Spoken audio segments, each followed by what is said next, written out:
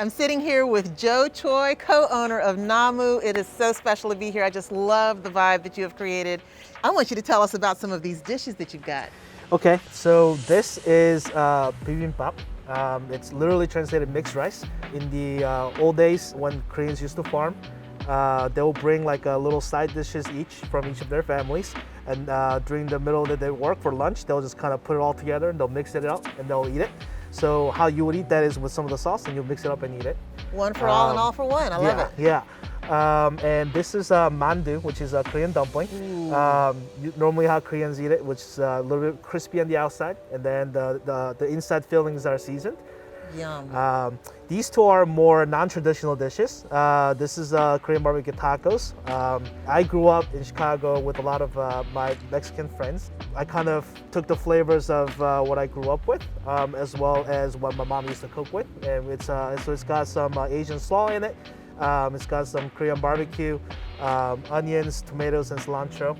And so it's a kind of fusion of dish. That sounds amazing. Yeah. Truly American. Yeah. This is a Korean barbecue, what we call kimchi bull fries. Wow. And then you've got this main dish. Yeah, so this is called kalbi, which is kind of probably the most primary Korean barbecue. It's got some pears in it, but it's a soy sauce-based marinade. Oh, I love the idea of the pear with Yeah. the sweet and the spicy and the umami. Yeah, I think we need to dig in. let's do it. Let's do it. That is so delicious. I love the just the chewy, meaty part on the inside, Yeah. which is just so delicious. Is it pork and beef? Yes. Bless your mama and everybody else who helped you learn how to do this cuisine. Namu is truly a culinary destination. There's just so much to try and explore.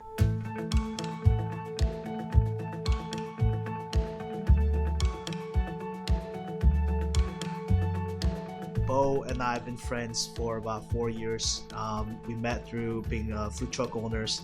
One day we decided that, you know what, like we're pretty successful with what we're doing with food truck. I think we're at a place where we could start to think about what the next steps would be for bulgogi truck. We met and Bo had the same idea about Bo's Kitchen truck. And we started talking about what it would look like to do a restaurant. Its concept was great. It's the best item for like bulgogi truck and best item for like Bo's Kitchen.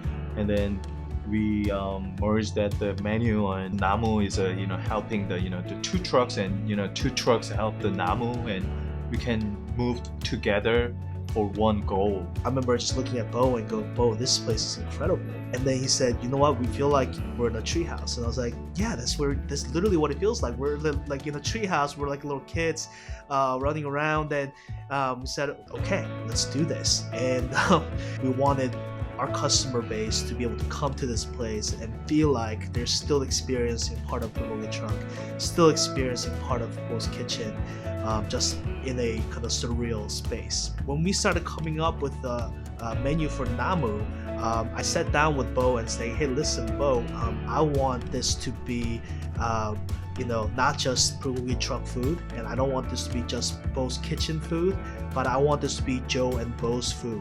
What makes Namu really unique is that we're not only a restaurant, but we're a coffee bar.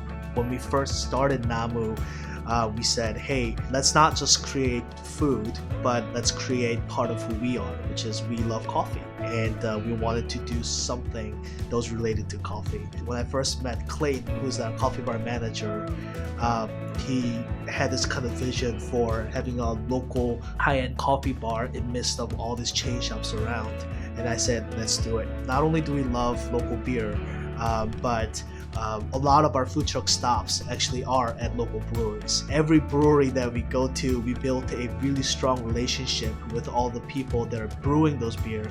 We know not only the process that they use to make this beer, but we know the people who brew these beer. We ask them to give us the best, whatever you feel like would be the best beers, and they select the beer for us to say, hey, these are what's good for this season, and this is what's good for you guys. I think it will taste best with your food. We always invite them to give us a good feedback on beer because they know their beer better than anybody else. We do have a beautiful garden out there, and it's It's mainly used right now for customers to sit out there to study and enjoy beautiful weather. There's actually 2 areas that is actually covered, so even when it rains, you could still stay out there. Now, I personally love going out there on a rainy day, just sit out there.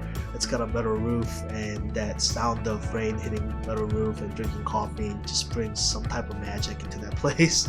We've traveled and we've had Korean food from basically all over the world, including Korea.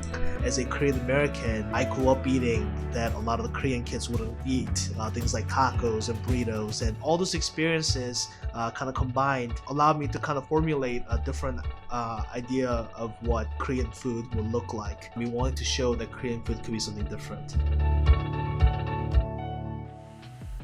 You can find Namu at 5420 Durham Chapel Hill Boulevard in Durham, and they're open Monday through Saturday from 11 a.m. to 9 p.m.